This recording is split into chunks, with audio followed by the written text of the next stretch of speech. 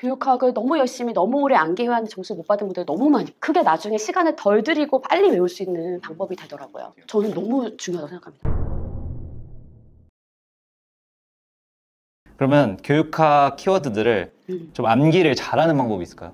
저는 막판에 교육학을 공부하는 전략이었어요. 그래서 저는 전공에 거의 초반부, 중반부까지 전공에 올인을 하고 전공을 완벽하게 탄탄하게 해둔 다음에 암기를 막 눈에 붙여서 막판은 거의 교육학 암기만 했거든요. 뭐 논술 몇 번 써보고. 저는 이게 좀 궁금해요. 어떻게 하면 교육학 암기를 좀 효율적으로 잘할 수 있을까? 기본적으로 암기라고 얘기하지만 네. 암기를 해서 해결되나?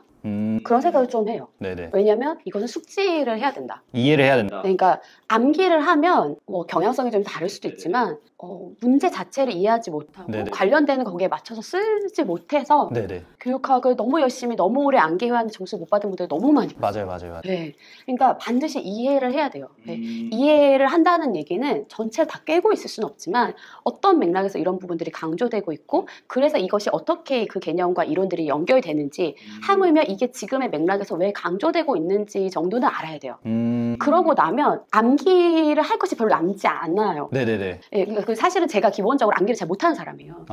암기를 잘 못해서 항상 그거를 아주 어렸을 때부터 뭔가 이해의 메커니즘을 만들려고 엄청 노력을 했어요. 그러니까 뭐 한자어도 마찬가지고 중국어도 마찬가지고 영어도 마찬가지고 불어도 마찬가지고 어떤 것들을 공부할 때 이게 왜 이렇게 될 수밖에 없는지에 대한 논리들을 늘 만들려고 노력을 했거든요. 너무 중요하죠. 근데 그러면 암기되지 않아도 머릿속에 들어와요. 네네. 또 키워드 채점이라는 얘기를 하는데 저는 논술은 초기에는 키워드 채점이었다. 근데 지금 가면 갈수록 물론 그렇게 채점되는 구간들도 있지만 그 맥락에 맞춰서 그거를 풀어 쓸 수 있으면 그것도 답으로 충분히 인정이 된다라고 보여지기 때문에 이제 그렇게 하려면 일단은 충분한 이해가 중요하고 그럼에도 불구하고 키워드가 힘을 발휘하는 순간들이 있습니다. 이제 그러면 그렇게 이해를 하고 나면 외울 것이 많이 남지 않아요. 그죠. 예, 근데 어쨌든 양이 너무 많아. 네네. 그래서 그럴 때는 뭐 저는 이제 수업 시간에 청킹도 만들고 노래도 부르고 노래도 외우세요? 뭐 그런 거 있어요. 예. 노래? 뭐 아이즈너 노래 드세요. 뭐 이게 그러니까 저는 오감에 붙이는 거 되게 중요하다고 생각해요. 왜냐면 내 머리는 한계가 있어. 제 머리에 한계가 있어요. 제 머리에 한계가 있기 때문에 네. 어떻게든 나한테 여러 감각에 붙여가지고 그러니까 이렇게 해서 기억이 안 나면 이런 감각을 통해서라도 기억이 날 수 있게 소리라도 귀에서 맴돌 수 있게 이제 그런 체제를 만드는 것이고 어느 정도 청킹을 따서 그거를 입에 붙여보는 거는 너무 좋아요. 그럼 나도 모르게 그걸 쓰게 되거든요. 대신 앞글자만 딴 게 이제 끝이라고 생각하지 말고 뒤도 써보고 그거에 대한 개념도 한번 써보거나 말로 인출하거나 타이핑을 해보고 이렇게 빼보는 것이 중요하다. 결국에는 이해가 진짜 제일 중요하고 네. 이해가 끝나고 나면 암기할 게 이제 줄어드니까 네네. 그런 것들은 이제 청킹이나 선생님 말씀하신 것처럼 오감에 붙이기 노래를 부르건 체조를 하건 이제 또 하나는 저는 이제 선생님들한테 보통 배수가 인강으로 들으실 경우에 배수가 많이 들어가고 직강의 경우에도 제가 일부러 막 이렇게 쫄라가지고 배수를 받아내서 배수를 드려요. 왜 그러냐면은 왔다 갔다 하시면서 들으시라고. 그러니까 정말 오감에 붙이는 게 너무 중요해요. 저 라디오 듣기, 뭐 귀등 듣기 이런 얘기를 해요. 제가 원래 학부 때 전공이 언어였어가지고 저는 외국에 나가본 경험이 없고 집안 형편을 나가볼 수가 없었고 근데 잘하고 싶고 많이 듣는 것밖에 방법이 없더라고요. 그래서 계속 많이 들으면 나도 모르게 흘러나와요. 그래서 이제 그런 식의 나의 모든 시간들이 다 암기와 이해를 향해서 흘러갈 수 있게 모든 단어를 다 듣고 내 머릿속에 단어 치는 못 돼도 한두 단어라도 따라하고 그때 반복을 하면 그게 나중에 시간을 덜 들이고 빨리 외울 수 있는 방법이 되더라고요. 그리고 뭐 이동할 때 듣는 것도 엄청 좋은 것 같아요. 저는 너무 중요하다고 생각합니다. 막 강사님의 강의를 안 듣더라도 막 내가 뭐 녹음을 해서 들어도 엄청 좋을 것 같아요. 너무 좋아요. 너무 좋아요. 진짜 너무 중요하다고 생각합니다. 네, 정말 안 외워지는 것도 있잖아요. 그거 외우는 거 너무 좋고 저 하나만 더 얘기 네네네 말씀하세요. 암기를 하기 위해서 앉아있는 시간 쓰지 않았으면 좋겠어요. 앉아있을 땐 공부해라. 앉아있을 땐 전공을 팔아. 교육학은 이런 식으로 계속 흘려듣고 계속 생각하고 각을 잡고 공부하고 집중하는 시간에는 전공을 몰입하고 그리고 이해하는 데는 시간을 그렇게 들여야 되지만 그 다음에 암기할 때는 이런 시간을 통해서 너무 좋은데요? 그래요? 네, 저는 그게 좀 중요한 것 같습니다. 맞아요. 이해할 때는 확실히 딱 엉덩이 붙이고 해야 되고 암기할 때는 짜투리 시간을 최대한 활용해서 암기해 나가면 좋을 것 같아요. 네, 저희 수업에서 수석하신 선생님이 계세요. 이제 만나서 얘기할 기회가 있었어요. 근데 제가 이제 이 라디오 듣기를 되게 처음부터 엄청 강조를 해왔거든요. 왜냐하면 육아맘들도 있고 일병행 하시는 분들도 있고 시간이 너무 모자라요. 그럼 정말 귀한 시간에는 앉아서 정말 어려운 전공 외우기에 집중하고 학습하는 거에 집중해야 되기 때문에 이럴 때 라디오 듣기를 해라라고 얘기를 많이 드렸었는데 이 선생님도 그래서 일부러 학교 다니고 학부생이었어가지고 다니고 이렇게 할 때마다 귀등 듣기를 하셨대요. 그것이 너무 많이 도움됐다 이 얘기를 하시더라고요. 그러면 선생님 혹시 스터디는 추천을 하시는 편이세요? 스터디요? 네, 교육학 스터디. 제가 사실 처음에는 별로 그렇게까지 추천할 생각이 별로 없었어요. 근데 제가 작년에 하나 연구를 시작했어요. 그러니까 저는 정말 궁금한 거예요.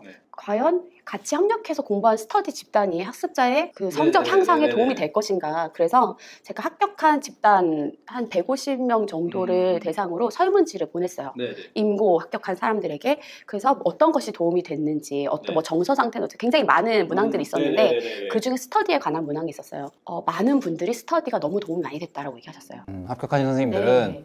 그래서 그리고 나서 이제 제가 사후적으로 다시 살펴보니까 만약에 내가 혼자서 공부하지 않는 것이 방해가 되거나 너무 인간적인 소모를 많이 하게 된다고 하면 안 하는 게 맞는데 그냥 나는 뭐 해도 그만 안 해도 그만 그러면 하는 게 맞아요. 왜냐하면 이게 이제 짧은 시간의 공부가 아니잖아요. 길게 가야 돼요. 길게 적어도 1년을 가는 공부기 때문에 중간에 많이 무너지고 많이 포기하게 되고 멘탈이라고 하는 것을 붙들고 가기가 굉장히 힘들더라고요. 이거는 인지적인 학습의 과정이기는 하지만 기본적으로 정의적인 부분을 잘 조절하고 관리하지 못하면 절대 끝에 다다를 수가 없어요. 정말 너무 많은 사람들이 그런 이유로 이탈하고 견디고 가기가 힘들어지고 혹시 붙어 있더라도 정말 정신적으로 힘들어하시는 분들이 너무나 많이 있어요. 근데 이제 집단이 구성되어 있으면 우리가 마치 뭐 분산적 지속성도 얘기하고 그리고 정말 애들에게 협력학습을 강조하고 있는 것처럼 좀 서로 붙들어 주시더라고요. 그리고 이제 좀 구차해져요. 스터디를 하고 있는데 그래서 제가 좀 아파가지고 스터디를 오늘 못할 것 같아서 뭐라든지 직관에서 스터디를 하고 있는데 좀 오늘 잘까 말까 하는데 또 스터디에 또 단톡 보내고 막 하는 게 구차해지니까 해버려. 그냥 아유 그럴 거면 가버리지 막 이렇게 간단 말이에요. 그리고 사람들이 막 이런 얘기해요. 저는 스터디를 위한 공부를 하는 것 같아요. 그게 뭐 어떻습니까?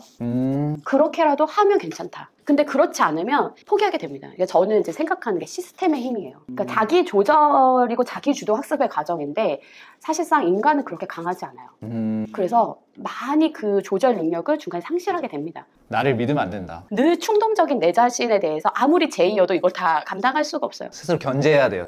나를 견제해야 돼. 그러려면 나를 견제할 수밖에 없는 시스템에 넣어야 돼. 네, 그러면 그 안에서 이 시너지가 붙고요. 그리고 선생님들이 이렇게 제가 몇 번의 사례를 봤는데 저만 못하는 것 같아요. 막 이런 분들이 있어요. 다들 너무 인출 잘하는데 저만 그지 같아요. 막 이래요. 근데 그 팀이 나중에 다 엄청나게 우수한 점수들로 합격을 하더라고요. 왜냐면 같이 올라가는 거예요. 그러니까 여기서 잘하면 나도 더 잘해야지 이렇게 되고 여기서 하면서 이 사람이 또 더 잘하게 되면 여기서 나 이거 뭐야 이렇게 하면서 같이 이렇게 시너지가 나니까 저는 같이 붙들어준다는 입장에서 혹은 적어도 인증 스터디라도 해서 인강을 다 들었는지 그러니까 스터디도 방향이 되게 다양하게 있잖아요. 진짜 인출을 할 것이냐 아니면 그냥 아침에 좀 일어났어요 띡 이렇게 보내는 걸 할 것이냐 아니면 그냥 같이 이렇게 캠 찍는 스터디를 할 것이냐 되게 다양한데 뭐가 됐든 시스템에 나를 맡겨라. 그런 입장에서 교육학 스터디를 추천하시는 느낌. 네, 교육학 스터디도 그런 의미에서 의미가 있어요. 제가 예를 들어 직강이면 끝나고 나서 빠르게라도 중요한 부분을 좋은데요. 인출하고 또 예를 들어서 그걸 다 쓰면 어쨌든 그 훈련을 하기 때문에 합격하고 교육학도 고득점을 하는 것인데 다 못 쓰잖아요. 왜냐면 힘들거든. 네. 1시간 공부하는 것보다. 그럼 이제 그럴 때는 같이 켜놓고 시간 맞춰서 그냥 하는 모습을 보는 방식으로 그걸 임할 수 있는 스터디. 이제 그런 식부터 말로 인출 하루에 뭐 2개씩 뭐 점심시간 끝나고 한 30분 정도 15분 정도만 전화 인출 이런 것까지도 다 뭐가 됐든 나의 상황에 맞춰서 하는 거 저는 굉장히 강력하게 추천드립니다. 그런 시스템적인 요소를 엄청 중요하게 생각하시는 거잖아요. 너무 중요해요. 무조건 끝까지 이것에 완주하는 거. 짧게는 강의 완강이라고 얘기할 수 있겠지만 이거는 사실 그렇게 중요한 게 아니고 1년의 과정을 끝까지 완주할 수 있게 하는 시스템을 짜는 거예요. 맞아요. 그럼 뭐가 됐든 힘을 발휘한다. 전공도 마찬가지고 교육학도 마찬가지고.